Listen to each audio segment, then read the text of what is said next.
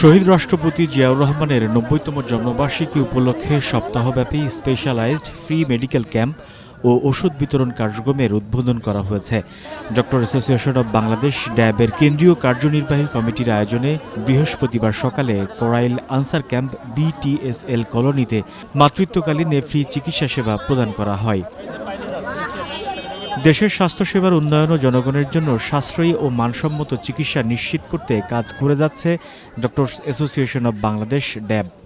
আগামী 7 দিন আমাদের এই প্রোগ্রামটা চলমান থাকবে। আপনারা আপনাদের যে কোনো সমস্যা নিয়ে আমাদের কাছে আসবেন, আমাদের বিশেষজ্ঞ চিকিৎসকগণ আপনাদের সেবা দিবেন এবং এই প্রেসক্রিপশনটা আপনারা যদি সংরক্ষণ করেন, পরবর্তীতে আমাদের নির্ধারিত হসপিটালগুলোতে আপনারা এই প্রেসক্রিপশনটা নিয়ে যদি যান, আপনারা আশা করি অগ্রাধিকার ভিত্তিতে আপনারা চিকিৎসা সেবা পাবেন।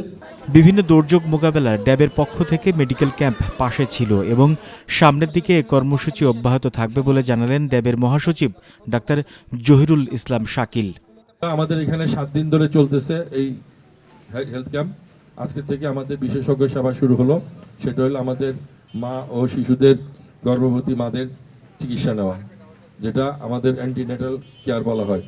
তার মা ডায়াবেটিস আছে কিনা, প্রেশার আছে কিনা সেগুলো দেখে বাচ্চার অবস্থা জানার। আমরা এই সেবাটা শুধু এখানে না, আমরা সারা বাংলাদেশে এটা চালু রেখেছি। গত 1 মাস ধরে এটা চলছে আমাদের শহীদ রাষ্ট্রপতি জিয়াউর রহমানের জন্মবার্ষিকী উপলক্ষে, এবং আগামী দিনও এটা চলবে। আমরা সারা বাংলাদেশের বিভিন্ন জায়গায় আমরা এই হেলথ ক্যাম্প, বিশেষজ্ঞ হেলথ ক্যাম্প এবং সাধারণ হেলথ ক্যাম্প চালু রেখেছি। দীর্ঘদিন ধরে করাইল বস্তির হাজারো মানুষের স্বাস্থ্যসেবা নিশ্চিত হয়নি। ড্যাবের পক্ষ থেকে বিনামূল্যে এ ধরনের স্বাস্থ্যসেবা নিশ্চিত করতে বিভিন্ন পদক্ষেপ গ্রহণ করা হয়েছে বলে জানালেন বিএনপি চেয়ারপারসনের উপদেষ্টা পরিষদের অন্যতম সদস্য অধ্যাপক doctor Farhad Halim donor. Gynae বিশেষজ্ঞ এখানে আছেন।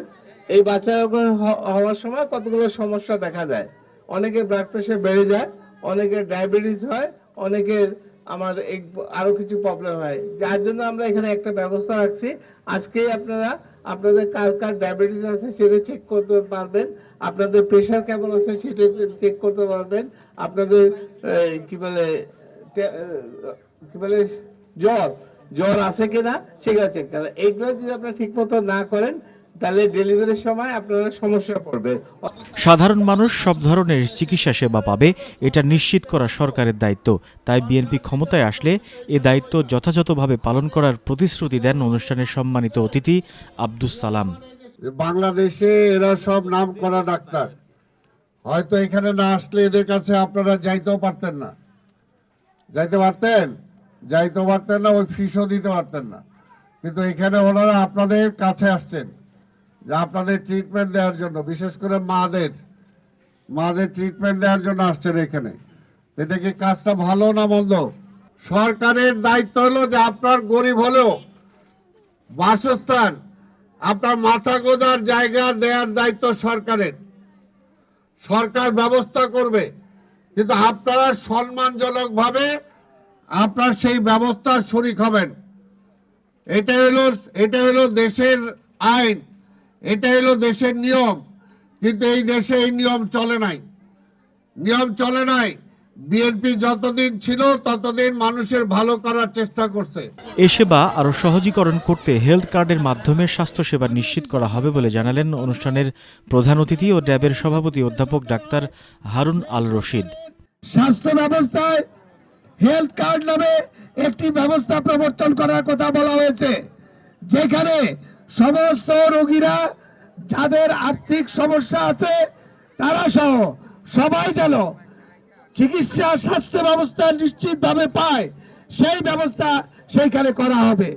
আগামী দিনে চিকিৎসার জন্য এইভাবে আপনাদের কোনো ফ্রি মেডিকেল ক্যাম্পে যেতে হবে না।